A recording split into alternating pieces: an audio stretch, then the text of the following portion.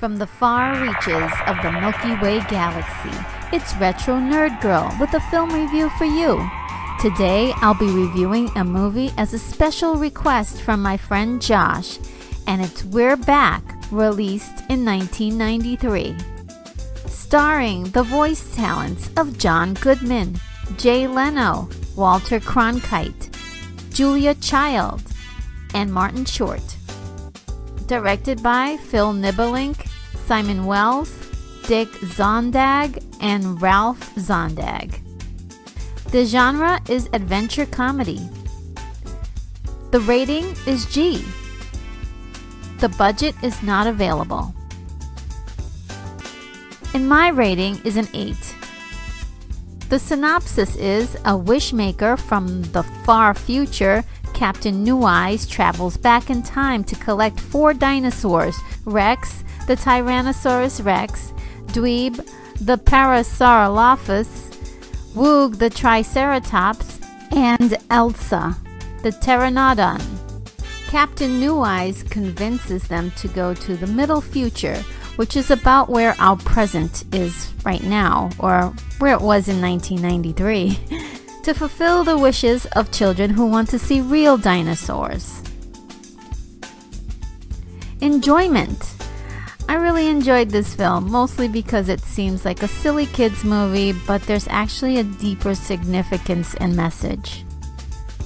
The pacing. The pacing is about an hour and 12 minutes, and it's really nice and short and sweet. Now for the story. We're Back, a Dinosaur Story, was based on the 1987 Hudson Talbot children's book of the same name, which was narrated from the perspective of the main character, a Tyrannosaurus Rex named Rex. This film is timely for 1993, as there was an upsurgence of dinosaur interest by the public, and in particular children were the primary source of this curiosity. The story is filled with tons of plot holes and weird occurrences that leave you bewildered. But all in all, I liked it, and it was heartwarming and thoughtful, a theme that really holds this film together and makes it memorable. There's a rather cute callback to 2001: A Space Odyssey, released in 1968, when Captain New Eyes says, "You may open the pod bay doors." As the dinosaurs dance around Times Square, it's possible to see a theater in the marquee advertising Jurassic Park, which was also released in 1993, which was directed by the film's executive producer Steven Spielberg. At the very beginning of the parade, a marching band is seen holding a banner that says Arcadia High School Marching Band. Steven Spielberg actually attended Arcadia High School in Scottsdale, Arizona. Steven Spielberg also makes an appearance in the movie as an animated character. The challenge in this film. At first, the challenge is the adventure of the dinosaurs getting to Dr. Juliet Bleeb at the Museum of Natural History in order for them to finally meet the children and fulfill their wishes. But then the challenge is clearly stated by Captain New Eyes, that his brother Professor Screweyes is cruel and insane, causing mischief, driven mad because of the loss of his eye. But is he really a terrible person? Besides that, there is a subplot about 2 brothers on the opposite spectrums of service to mankind. One ready to answer the wishes of children he learns from his wish radio. The other ready to feed the fears that entertain, that he learns from his fright radio. Professor Screweyes is the ringmaster of an eccentric circus temporarily in Central Park. He desires to answer the fears of the population from his own desire to master fear itself, especially his own. He fears the crows, so he keeps them close so he can watch them, and he pleases the circus crowd so he will not remain alone. Professor Screweyes is pretty harmless until he crosses the line into being a villain, when he makes people do things against their will and blackmail the dinosaurs into being a part of his circus to serve the fright radio. The complete opposite is said of Captain Screweyes, who after giving the dinosaurs brain grain insists on letting them make the decision of answering the wishes of children with their free will. The other challenge in the story is in the form of a commentary about the lack of intelligence or ignorance which makes the dinosaurs violent and unable to recognize love.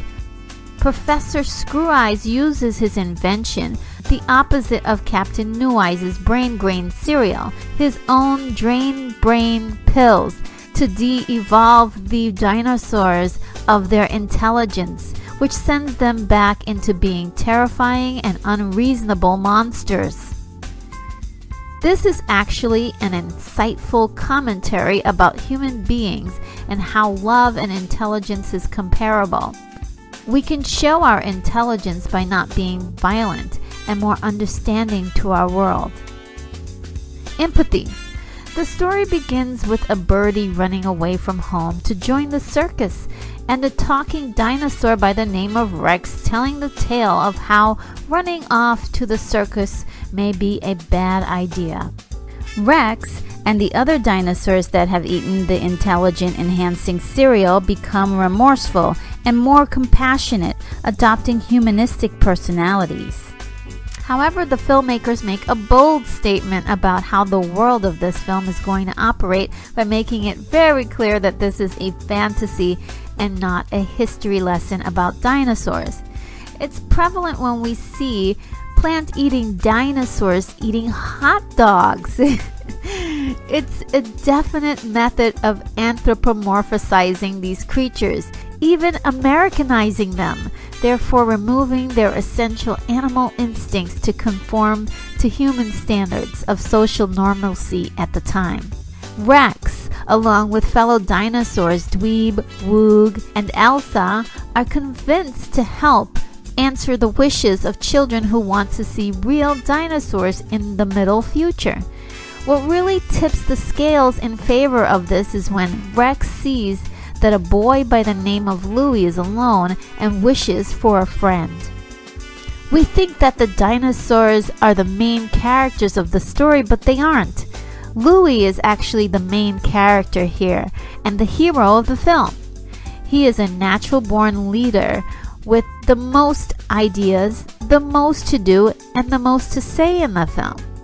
Louie, like the birdie who wants to leave the nest, is over-adored by his mother and wants to join the circus. And if it weren't for this subplot, the dinosaurs would have never met Professor Screweyes. Louie convinces a rich, lonely girl by the name of Cecilia to run away to the circus with him and introduces her to the dinosaurs. Interestingly enough, Cecilia is lonely for completely opposite reasons than Louie. She is forgotten by her busy parents and yearns for their interaction as she waits for them in her spacious but empty home. The dinosaurs agree to help them get to the circus at Central Park before going to the Museum of Natural History because Louie saves Rex's life. Louie discovers a clever way to get the dinosaurs to travel while not freaking everyone out by pretending to be dinosaur robots in the Thanksgiving Day parade. I thought that was a very clever and ingenious idea. This gives way to an amazing realization by Rex that the children don't just want to see dinosaurs, they want to interact with real dinosaurs, further instilling the sense of purpose they feel. When the children and the dinosaurs separate, there's a strong sense of friendship between Louie and Rex, and it's because of this friendship that ultimately saves the day. In the midst of this are budding romantic relationships, as it seems the females in the story are the one to let the men know that they're interested in more than just a friendship, with Cecilia making advances towards Louie and Elsa making advances towards Rex. It's a different approach to romance than what we're used to, with the men making the advances first. And I've even heard commenters say that the women in this film are indignant for their forward approach. but the filmmakers are experimenting with the idea that there should be no difference who approaches first. Stubbs, the circus clown, is a great supporting character, with the sad position of being unappreciated for his comedic talents, and you can tell that it means so much to him to see people laugh, as if he's too ruled by a service to others. He undergoes a great arc by finally realizing that he doesn't have to stay where he's not appreciated. He has a wonderful explosion of courage when he finally quits his job in one of the most memorable scenes in the film. The technical aspects. This film was produced by Steven Spielberg's Amblimation Animation Studio, distributed by Universal Pictures. Production and development for this film began in 1989, and in 1990 the film's voice actors finished recording their parts. The animation took the longest, as it was finally finished in the fall of 1993. Actor John Malkovich was originally set to voice the role of Professor Screweyes and recorded much of the scenes. However, he left the project due to creative differences. You can still get a glimpse of his performance in a key deleted scene floating around the internet, wherein Professor Screweyes deliciously explains how he lost his eye. To promote the movie's release, a giant helium balloon of Rex was included in the 1993 Macy's Thanksgiving Day Parade in New York City. Unfortunately, the first half of the balloon popped, which many people have pointed out that in the film, Rex accidentally pops a dinosaur balloon in the parade sequence. The score was really great and went from touching, awe-inspiring to comedically plucky. And the catchy song, Roll Back the Rock, sung by John Goodman as Rex, was really great and extremely memorable. Now let's talk about the animation for a moment. The animation style and even some of the accompanying music felt a lot like the popular TV show The Animaniacs, which debuted the same year in 1993. While people who read the book expected the characters to resemble the book's illustration or have a more realistic appearance, the animated characters do have a special charm to them. What was the most enthralling to me were the backgrounds and the staging of the visuals in this film. The landscapes and cityscapes were absolutely gorgeous, the details astounding and breathtaking. It really conveys a magnificent attention to getting the feel and the look of New York City just right.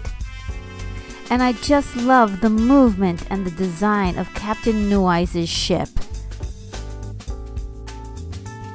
And the catchy song Roll Back the Rock, sung by John Goodman as Rex, was really great and extremely memorable. The performances were all really great, considering many of the actors were not actually actors but interesting personalities. Walter Cronkite as Captain Neweyes was a brilliant choice, and although he's not an actor, you can hardly tell. When Captain Neweyes closes the museum doors near the end of the movie, he says, "And that's the way it is." And that is a reference to Cronkite's famous closing line on the CBS Evening News. Then we have Dr. Juliet Bleeb, voiced by TV cooking legend Julia Child, adding a special charm to the character's lovable voice. John Goodman's voice is very heartwarming as Rex. Jay Leno was perfectly zany as Zorb. He has a small part, but he's very memorable. Kenneth Mars as Professor Neweyes, the ringmaster of the eccentric circus and the main antagonist of the film. I thought he was excellent and really gave a lot of punch to the character. Yardley Smith as Cecilia Nuthatch is actually a very familiar voice, the iconic voice of Lisa Simpson from The Simpsons. And of course, Martin Short was Stubbs, the clown, and he was brilliant. The best part of the movie. Well, you know, my favorite scene is actually the creepiest scene in the film. And that is when the crows get their revenge on Professor Screweyes. It's actually a very beautiful and artsy scene with an eerie and lasting impression. It's really dark, and I had no idea the story was going to go in that direction. What a nice surprise. It just brings great depth to the film in just a few moments. My wish list. I wish the story had a little bit of facts about dinosaurs. That would have been really cool. The ending was pretty great for me. It's a happy ending, and it seems like it's one that you wouldn't mind hearing more stories, like a prequel, you know, to what happened to the brothers, or even just maybe a TV show featuring the characters. In summary, you know, this film is a classic for many people who were kids in the 1990s. But it seems that most kids become enthralled with this film, and I don't know if it's because of the unique animation style. I myself had to get used to it because it is a little bit different from ordinary animations. It just won me over with the sentimental value, and you know, that song "Roll Back the Rock." I can see how kids would just love it. Now, you know, this film is also a mix of slapstick humor and comedy bits with some really touching moments, like when the little girl makes a wish to get a Thanksgiving hat, and later in the story, Cecilia throws away her holiday hat and the girl gets her wish, and it just falls right into her hand. I thought that was such a sweet moment, and it was told very well in the way it was done. I also enjoy the idea of being able to transform others by touching them emotionally, and the film uses physical touch to demonstrate that when Rex touches the children and it turns them from apes to human, and again when the children touch the wild animalistic dinosaurs and it transforms them back into the loving, intelligent beings that they once were. I just love that idea. Very subtle suggestion. Now, to my friend Josh, thanks so much for suggesting that I watch this film. It's a fun, unique movie, and I really liked it.